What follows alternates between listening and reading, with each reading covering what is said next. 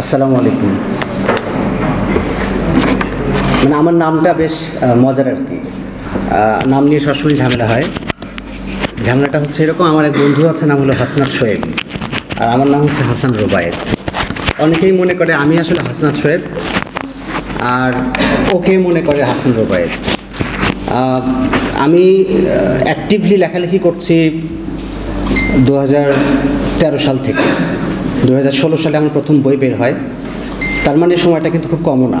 দেখা যাচ্ছে যে এই সময়ের মধ্যেও আমার নাম নিয়ে কনফিউশনের ওটা এখনও আছে আর কি। যাই হোক, মজা করে বললাম। কবিতা নিয়ে কথা বলা মানে টাফ, আসলে টাফ এই জন্য কবিতা লেখাটাই ইজি, কবিতা নিয়ে কথা বলাটা ঝামেলা।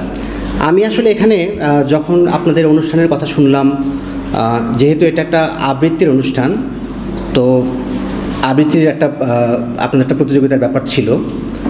আমি আবৃত্তি সংক্রান্ত কিছু বিষয়ে মানে আমার যে কনসেপ্ট সেগুলো নিয়ে আমি একটু কথা বলতে চাই, এবং মাঝে মাঝে হয়তো কবিতা নিয়ে যদি কথাবার্তা বলা যায়। কবিতা নিয়ে আসলে ওই যে বললাম যে কথা বলা মানে টাফ, কারণ হচ্ছে যে একটা অ্যাবস্ট্রাক্ট আইডিয়া, তো মানে কিভাবে লিখলে ভালো কবিতা হয় আর কিভাবে লিখলে ভালো কবিতা হয় না, মানে এই সমস্ত ব্যাপারে কথা বলা আসলে খুবই টাফ। আমরা নিজেও যখন একটা কবিতা লিখি তখন কিন্তু লেখার সময়ও মানে মনে আমরা আসলে ঠিক বুঝতে পারি না যে লেখাটা আসলে কতটা ভালো হচ্ছে বা মন্দ হচ্ছে। তো আপনাদের এখানে যে আবৃত্তির যে অনুষ্ঠানটা হয়েছিল বা যাদের আবৃত্তি মানে এখানে জমা পড়ছিল আর কি, সেটা আমার শোনা হয়নি।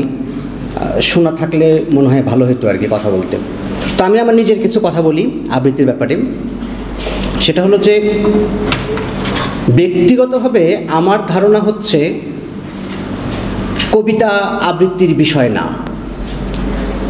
এটা কিন্তু আমার ধারণা বলছি আমি, মানে আপনার সঙ্গে আমার ধারণা কন্ট্রাডিক্ট করতে পারে, এটা নিয়ে তর্ক হতে পারে।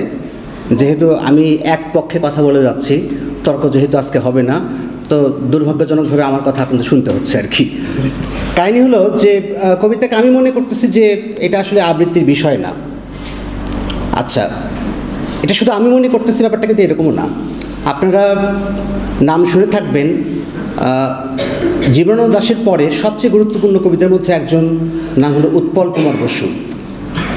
উৎপল কুমার বসু তার এক সাক্ষাৎকারে এরকমটা বলছিলেন যে মানে কবিতা আমরা এমনভাবে লিখব যেন আবৃত্তিকারক যারা আছেন, যারা রিসাইট করেন, তাদের জন্য যেন কঠিন হয়ে যায় কবিতা আবৃত্তি করা। আপনারা যদি খেয়াল করে দেখেন যে দেখবেন যে খুব ভালো যে কবিতাগুলো আছে সেই কবিতাগুলো দেখবেন যে খুব একটা আবৃত্তি হয় না। খুব পপুলার যে কবিতাগুলো হয় সেগুলো অনেক আবৃত্তি হচ্ছে। যেমন ধরেন যে এরকম অনুষ্ঠান মানে এরকম ব্যাপার, মানে কবিতা আবৃত্তির অনেক অনুষ্ঠান এরকম আছে যেখানে আসলে দেখবেন যে খুব ভালো কবিতা আসলে আবৃত্তি হয় না। মানে আমি আমার মানে ইয়েতে খুব শুনিনি যে অনেক ভালো কবিতা কিন্তু আবৃত্তি হচ্ছে। ধরেন বাংলাদেশে একটা কবিতা আবৃত্তির জগতে বেশ জনপ্রিয়, সেটা হচ্ছে কেউ কথা রাখেনি। মানে আমি আমার ছোটোবেলায় এই কবিতা এত শুনছি। আরেকটা বইয়ের কথা বলি, সেটা হচ্ছে কথোপকথন নামে পূর্ণেন্দু পত্রের একটা বই আছে। মানে এত আবৃত্তি এবং এত এই বইগুলো চলে যে হিসাবের বাইরে। এখন কাহিনী হচ্ছে যে মানে এই কবিতাগুলো এত বেশি আবৃত্তি হয় যে, আর এই কবিতাগুলো পড়ার মধ্যে আসলে খুব একটা মজার যে ব্যাপার আছে তার কিন্তু নাই আসলে। মানে এগুলো হচ্ছে ন্যারেটিভ কবিতা। কিন্তু আমাদের যেটা হয়েছে কি 1930 মানে আপনার 1930-এর পর থেকে জীবনানন্দ দাশরা যখন কবিতা লিখলেন, জীবনানন্দ দাশ সহ আরও 4 জন, তখন কিন্তু আমাদের কবিতার যে ন্যারেশন মানে ন্যারেটিভ বলবার যে প্রসেসটা, ন্যারেট করবার যে প্রসেসটা আমাদের কবিতায় ছিল। যেমন আপনারা জসীমউদ্দিনের নাম জানেন, জসীমউদ্দিনের বিখ্যাত কবিতা কবর আপনারা নিশ্চয়ই পড়ছেন। এই কবিতা দেখবেন যে পুরো কবিতাটা দেখবেন 4-5 জন মানুষের মৃত্যুর কিছু ডিটেইল দিচ্ছে এবং ন্যারেট করতেছে। কিন্তু মানে এখানে দেখবেন না যে খুব অভাবিত কোনো লাইন আছে যেগুলো আমাদের কল্পনাকে উস্কে দিতে পারে, আমাদের ইমাজিনেশনকে ব্যাপকভাবে ইয়ে করতে পারে। হ্যাঁ, যেটা হয় সেটা হচ্ছে আমাদের ফিলিংকে হার্ট করে, যে এই মারা যাচ্ছে, ও মারা যাচ্ছে, ও মারা যাচ্ছে। মানে প্রায় 5 জন মানুষ মেরে ফেলে আপনাকে একটা কান্না করার একটা প্রস্তুতি জসীমউদ্দিন ওখানে নেওয়ার চেষ্টা করেন আর কি। এই কবিতাগুলোকে আমি বলতেছি এগুলো হচ্ছে মানে আপনার হচ্ছে খুব ইজি লিনিয়ার কবিতা বলতেছি আমি এগুলোকে। এই কবিতাগুলো লেয়ার খুব বেশি না, একটা লিনিয়ার প্রসেসে এই কবিতাগুলো তার কথা বলে যাচ্ছে, যেগুলোকে আমি ন্যারেটিভ কবিতা বলতেছি। কিন্তু 1930 পর থেকে আপনার ন্যারেটিভ কবিতার যে জামানাটা, এই জামানা কিন্তু চেঞ্জ হয়ে গেছে। ধরেন জীবনানন্দ দাশের যে কবিতাগুলো আমরা আবৃত্তি শুনি, জীবনানন্দের অনেক বেশি কবিতা আপনি আবৃত্তি শুনবেন না, হয়তো শুনবেন বনলতা সেন, বড়জোর, তারপর ধরেন যে সুরঞ্জনা, ওইখানে যেও নাকো তুমি, বলো নাকো কথা ওই যুবকের সাথে, ফিরে এসে সুরঞ্জনা, এইটুকু পর্যন্ত দেখবেন যে খুব সুন্দর। এরপরে আবৃত্তি হওয়া টাফ, কারণ এরপরে বলতেছে কি যে তোমার হৃদয় আজ ঘাস, মানে এই যে হৃদয় আজ ঘাস হয়ে গেল, এটা কিন্তু আপনার ইমাজিনেশনের ব্যাপার। মানে আপনাকে ইমাজিন করতে হবে যে জীবনানন্দ দাশ কেন এখানে এই উপমাটা ব্যবহার করছেন। আসলে আমরা যখন যে কবিতাগুলো আমরা শুনি আবৃত্তিতে, এই কবিতাগুলোতে দেখবেন ইমাজিন করবার চান্স খুবই কম। কোনো একটা ঘটনা ন্যারেট করবে, কোনো একটা কোনো একটা বিষয় নিয়ে হয়তো ন্যারেশন দিতে থাকবে। কিন্তু যেই কবিতাগুলো ধরেন খুবই আপনার সেরিব্রাল, যে কবিতাগুলো আপনার মস্তিষ্ককে হয়তো একদম দুমড়ে মুচড়ে দেবে, আপনার চিন্তার জগৎকে চেঞ্জ করে দেবে, আপনার কল্পনার জগৎকে চেঞ্জ করে দেবে, আপনার ইমাজিনেশনকে চেঞ্জ করে দেবে, এই ধরনের কবিতা দেখবেন যে আবৃত্তি খুব একটা হয় না। হ্যাঁ, আমাদের এখানে কিন্তু আমার ধারণা আবৃত্তি এত বেশি হলো কেন, সেটার পেছনে একটা কারণ হয়তো হতে পারে যে আমরা যখন, আমাদের তো সাহিত্যের খুবই গুরুত্বপূর্ণ একটা উপাদান হচ্ছে চর্যাপদ। তারপর থেকে ধরেন যে আমাদের মধ্যযুগের কবিতা বা আমাদের ময়মনসিংহের গীতিকা, খেয়াল করে দেখবেন নামটাই হচ্ছে ময়মনসিংহের গীতিকা, এটা আসলে গীত, এটা গাওয়া হইতো। মধ্যযুগের যে কবিতাগুলো ছিল সেগুলো কিন্তু মোটামুটি গাওয়াই হইতো আর কি, কবি গান টান হইতো।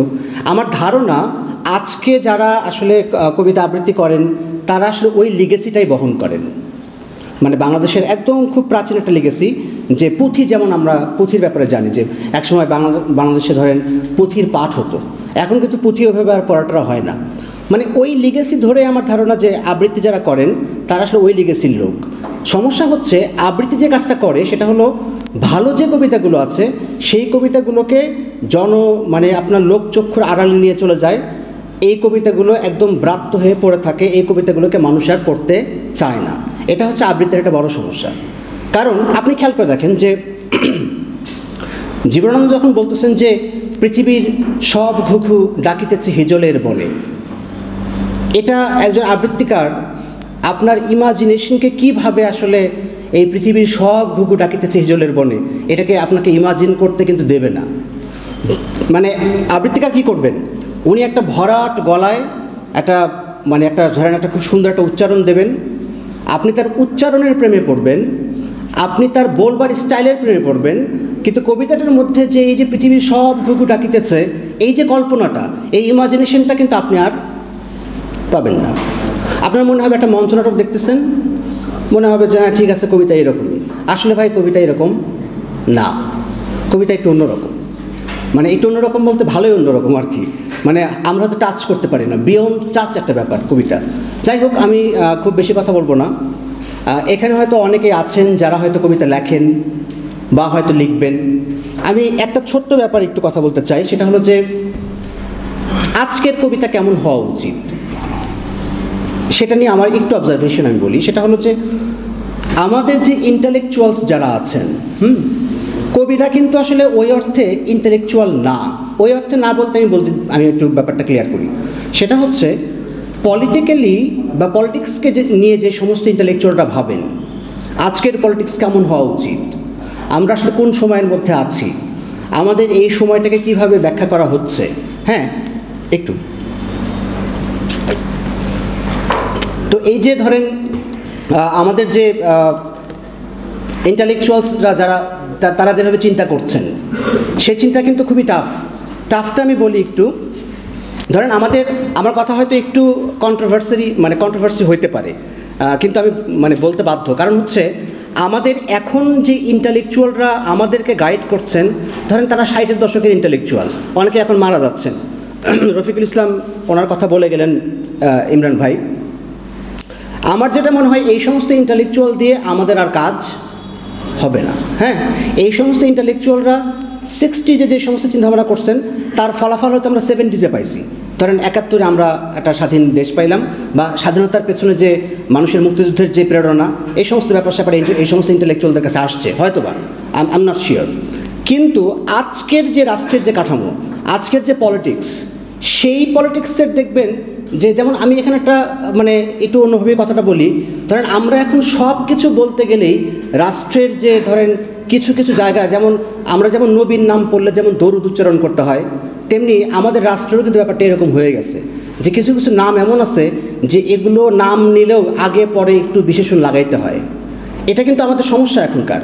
আমাদের যে সমস্ত ইন্টালেকচুয়ালরা আছেন তারা দেখবেন যে ওই সমস্ত নামগুলো দরুদ পরে পরে উচ্চারণ করবেন এবং আমাদেরকে একটা ধরনের চিন্তার কাঠামো দেবেন যে আমাদের এই ধরনের চিন্তায় হওয়া উচিত। আমি বলতে চাচ্ছি যে ইন্টালেকচুয়ালদেরকে অবশ্যই আগায় আসতে হবে, নতুন চিন্তা করতে হবে। আমরা বর্তমানে যে পলিটিক্যাল যে কাঠামোর মধ্যে আছি, এখানে থাকাটা খুবই মুশকিল আমাদের জন্য। এখানে আমাদের নাভিশ্বাস উঠে যাওয়ার একটা ব্যাপার স্যাপার আছে। এই ব্যাপারগুলো যখন আমাদের কবিরা লিখবেন তখন কিন্তু নতুন ভাষায় লেখা ছাড়া কোনো উপায় নাই। এখন কবিরা এগুলো নিয়ে চিন্তা করবেন না আসলে, কারণ তারা যদি কবিতা নিয়ে চিন্তা না করেন তাহলে ইন্টালেকচুয়ালি তারা চিন্তা করতে গেলে কিন্তু মুশকিল। হ্যাঁ, মানে ধরেন যে লোকটার মানে করার কথা হচ্ছে বডি বিল্ডিং, সে যদি চিন্তা করে যে সারাদিন সে ইন্টালেকচুয়ালি ধরেন অনেক কিছু নিয়ে ভাবে, তার কিন্তু বডি বিল্ডিং আর হবে না। তো আমাদের যে ব্যাপারটা সেটা হচ্ছে যে আমরা যারা কবিতা লিখছি তারা আসলে কবিতা নিয়েই ভাববো, কিন্তু ইন্টালেকচুয়ালদের সামনে আসা উচিত, আমাদের নতুন ধরনের চিন্তাভাবনা আমাদেরকে দেওয়া উচিত, যেন আমাদের কবিতার যে জায়গাগুলো সেগুলো যেন চেঞ্জ হয়ে আসে। না হলে কিন্তু হয়েছে কি, ওই দেখবেন যে আজ থেকে 60 বছর আগে যে কবিতাগুলো হয়েছে আমি সেই কবিতাগুলোই পড়বো, আগামীতে আমাদের ছেলেমেয়েরাও সেই কবিতা পড়বে, তার ছেলেমেয়েরাও সেই কবিতা পড়বে, ওই গলা ফুলে আবৃত্তি করবে, গাল ফুলে আবৃত্তি করবে, শেষ, কবিতার কাহিনী শেষ। কিন্তু আসলে কবিতা এত ইজি ব্যাপার না, কবিতা কিন্তু অনেক কিছুকে চেঞ্জ করে ফেলে। আমি বলতেছি না কবিতা বৈপ্লবিক কিছু, কিন্তু কবিতা মানুষের যে ব্যক্তিগত যে চিন্তার যে জায়গাটা আছে এটাকে কিন্তু চেঞ্জ করে ফেলে। সো আমি আর খুব বেশি কথা বাড়াবো না।